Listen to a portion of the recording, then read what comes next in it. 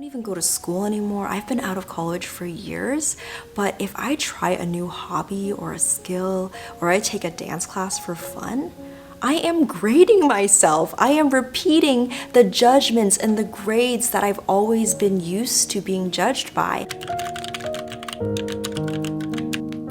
Hello, welcome to my channel. So glad you're here. Today I wanted to talk to you about the topic of self-love because I talked about it a bit during one of my videos last week. I can link it right here.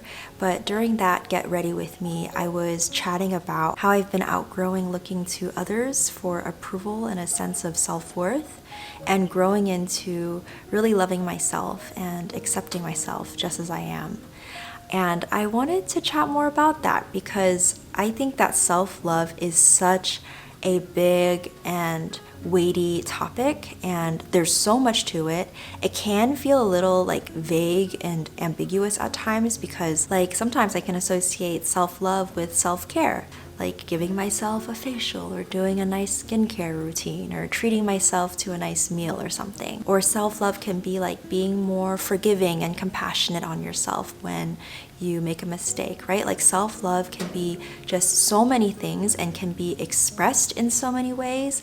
And I kind of wanted to talk a little bit just more about like the root of it, and maybe like share about my journey with struggling to have self-love and what it's looked like to develop self-love. There are many different factors that can shape a person's journey with self-love, but for me, I would say one that really stands out is my identity and experience as a Chinese American growing up in a Chinese immigrant family. I would say in my family, it was pretty common to feel a lot of pressure to do really well in school and to get really good grades. And I would say a lot of the friends that I was surrounded by were also pretty pressured to get good grades.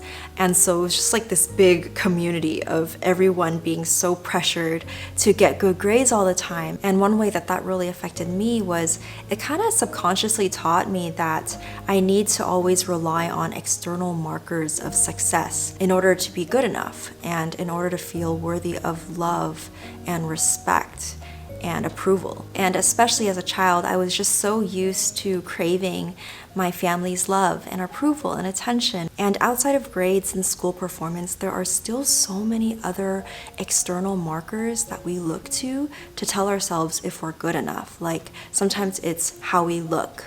Maybe it's the way we act or the way we behave. We try to be a good student. Maybe we try to be a good daughter. We try to be attractive. We try to be respectful. We try to be all these things to fit everyone else's version of who we should be in order to feel loved. And there's really no real practice of how to cultivate love from within, or how we actually see ourselves, or how we actually love ourselves. And now as I reflect on my life as an adult, I see that I have been so used to relying on these external markers of success and listening to the opinions and judgments and disappointments of others that I don't even need those things or those people to be in my life, and I still regurgitate and repeat those same judgments and expectations and disappointments to myself. Like take grades, for example. I don't even go to school anymore. I've been out of college for years, but if I try a new hobby or a skill, or I take a dance class for fun, I am grading myself. I am repeating the judgments and the grades that I've always been used to being judged by. And no one's there to grade me. There's no teacher, no tester that's here to evaluate me, like nothing like that.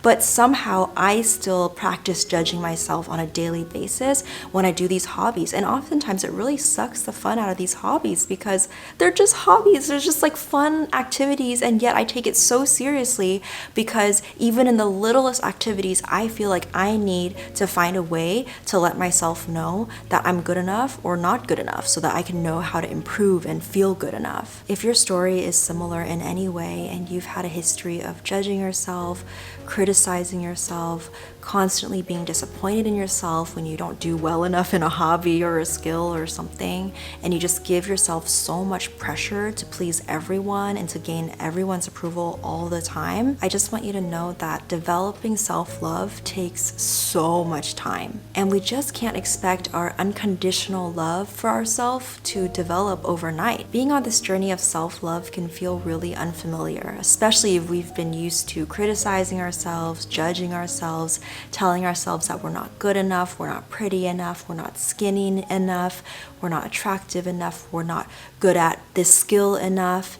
The list can go on, right? If we have always told ourselves these things, just imagine like how long it can take for us to finally feel familiar with the kind, gentle, compassionate words that we finally do tell ourselves. Like, just imagine being friends with someone who's constantly putting you down, constantly judging you every time you do a little new hobby, constantly telling you what grade you got and how much you suck. And then all of a sudden, that friend has a change of heart and they decide to tell you how much they love you, how much they've been wrong, how much they think you're actually so amazing and so worthy of love and so good at the things you do, and that you're so precious even when you're not good at some things that you do. And just imagine if they had that change of heart and they started treating you that way, how long would it take for you to really start getting used to that and really start believing it, right? And I know that example is a little weird because honestly, I think if a friend did that to me, I'd be like, I don't believe you, you're out, you know, like you've treated me like crap, like we're not gonna be friends anymore. But this is different. Like, this is your relationship with yourself. Yourself is here to stay. And even if we have spent our entire lives being so hard on ourselves, so mean and judgmental, now is the time to turn that around and truly give ourselves the love and the words of affirmation, the gentleness, the compassion that we deserve. I really hope that you resonated with this video, that it was encouraging in some way. And yeah, just want to remind you to be gentle with yourself, and you are so deserving of love, not only from yourself, but everyone around you. Thank you so much for taking the time to watch this video. If you like this video, please do give it a thumbs up. It really supports my channel.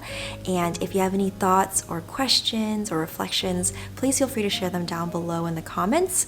And I will see you in the next video.